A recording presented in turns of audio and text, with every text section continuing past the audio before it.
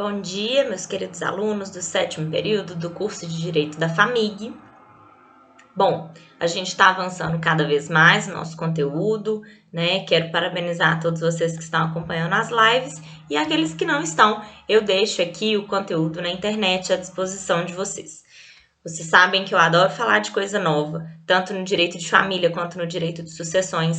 Adoro extrapolar o que está disposto no nosso Código Civil, na Constituição Federal. Então, na aula de hoje, eu vou trazer uma novidade. A gente vai falar sobre testamento vital e diretivas antecipadas de vontade.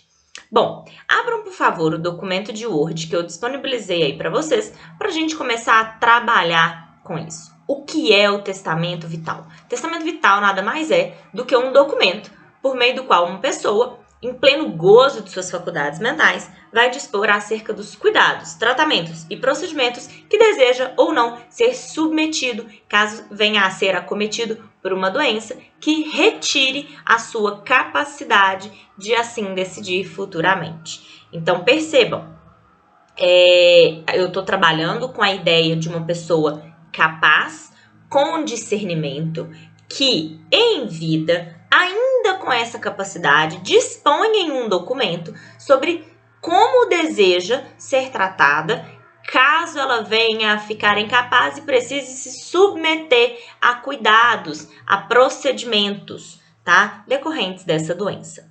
Bom, apesar do nome testamento, a gente não está trabalhando com a ideia de um documento que vai produzir efeitos pós-morte, como é o caso dos testamentos ordinários e especiais. No testamento vital, a gente trabalha com a existência de um documento cuja intenção é produzir efeitos em vida. É justamente garantir ao testador que ele tenha o final de vida da forma como desejado, né? Em conformidade com sua autonomia privada e com sua capacidade. Só que eu já dei 3 informações muito importantes para vocês. A primeira delas é que é necessário o gozo de suas faculdades mentais, o pleno discernimento para fazer o testamento vital. A segunda é que o conteúdo do documento vai ser a submissão a tratamentos e procedimentos quando ele estiver impossibilitado de se manifestar. E a terceira é que, apesar do nome, testamento, ele não vai produzir efeitos pós-morte, e sim em vida. Bom, a professora doutora Luciana Dadalto foi uma das pioneiras no estudo desse tema aqui no Brasil. Então, se vocês tiverem mais interesse, fiquem de olho tanto no Instagram dela, quanto nos artigos de sua autoria e também no site que ela criou, denominado Testamento Vital, tá? Ela vai deixar algumas dicas, algumas orientações sobre o tema. Como ele deve ser feito no Brasil? Existe alguma formalidade? Bom, vejam só. O testamento vital, ele não conta com uma legislação específica. Isso significa que não existe uma formalização para esse testamento, tá? Não existe uma imposição legal nesse sentido. O que a gente precisa observar é que é necessário o discernimento para fazê-lo. Isso significa que, inexistindo legislação específica sobre o tema e determinação legal para formalização, ele pode ser feito de diversas maneiras. Por exemplo, ele pode ser feito de forma particular, ele pode ser feito perante um cartório, ou ele pode ainda ser feito em uma plataforma oferecida no Registro Nacional do Testamento Vital, que eu disponibilizei o link para vocês aí no documento de Word. Igualmente, eu disponibilizei alguns comentários e documentos exigidos por um cartório de notas aqui da capital, que elabora o testamento vital também. Como não existe legislação específica, é imprescindível que o testador ele tome todos os cuidados para garantir que esse testamento será observado e que as suas vontades serão respeitadas. Tá? É possível, inclusive, para garantir isso, que seja consultado, além de um advogado, um médico capaz de orientar os tratamentos, os procedimentos aos quais ele pode vir a ser submetido em caso de algumas doenças. Tá? Isso para garantir a máxima efetividade no documento.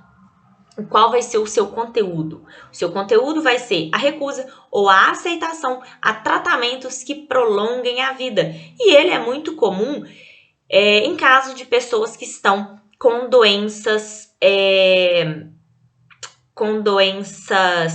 que vão se avançando, né? Doenças degenerativas e que com o tempo elas podem limitar a capacidade. Então, já antevendo isso, a pessoa faz o testamento vital. O fundamento legal é o disposto no artigo 15 do nosso Código Civil, que vai assegurar que ninguém poderá ser constrangido a submeter-se com risco de vida a tratamento médico ou intervenção cirúrgica. Isso associado não apenas à autonomia privada, mas também ao princípio da liberdade ao próprio corpo, ok? Bom, testamento vital é a mesma coisa que diretiva antecipada de vontade? Não. A diretiva antecipada de vontade ela é mais ampla. Ela é o gênero que possui duas espécies, testamento vital e procuração para cuidados de saúde, também conhecido como mandato duradouro. É no testamento vital que a gente vai dispor sobre tratamentos médicos que o paciente deseja ou não receber. E nas diretivas antecipadas, o paciente ele já pode relatar sobre isso, sobre doação de órgãos, sobre destinação do próprio corpo e pode também constituir uma terceira pessoa como seu representante para fins de decisões médicas, que é o mandato duradouro. Ok? Então, apesar de alguns doutrinadores eles confundirem ou tratarem ambos os institutos de forma equivalente, como sinônimo, diretivas antecipadas de vontade é gênero e testamento vital é espécie, ok? Quais as características de um testamento vital? A gente vai trabalhar com um ato jurídico unilateral, pessoal, gratuito e revogável. Unilateral, assim como os testamentos especiais e ordinários, né? A gente não depende da vontade de uma outra pessoa, e sim apenas do testador, que vai ali dispor sobre tratamentos de saúde ou sobre o mandato, se for o caso. E é também um ato jurídico pessoal, porque também, assim como os testamentos ordinários especiais, não pode ser feito por procuração, tá? Não se admite representação para fazer um documento. Também é um ato jurídico gratuito, até porque você não precisa de pagar para manifestar essa vontade e é revogável, ok? E bom, em quais princípios o testamento vital ele encontra amparo? Na autonomia privada, que envolve direito à informação e livre consentimento, dignidade da pessoa humana, macro princípio sobre o qual irradiam outros princípios e valores do Estado democrático de direito, né? E envolve também uma discussão sobre não apenas viver de forma digna ou morrer de forma digna. Percebam que eu não estou falando de eutanásia, ortotanásia, distanásia, nada disso. Aqui nós estamos falando apenas sobre a submissão de tratamentos destinados a prolongar a vida, tá? Então, nós não estamos falando do cometimento nem de suicídio assistido, para vocês terem uma ideia. E sim, garantir a pessoa capaz, dotada de autonomia, que ela decida viver e morrer de forma digna. E aqui não se está fazendo nenhuma apologia à morte, à eutanásia, ao suicídio assistido.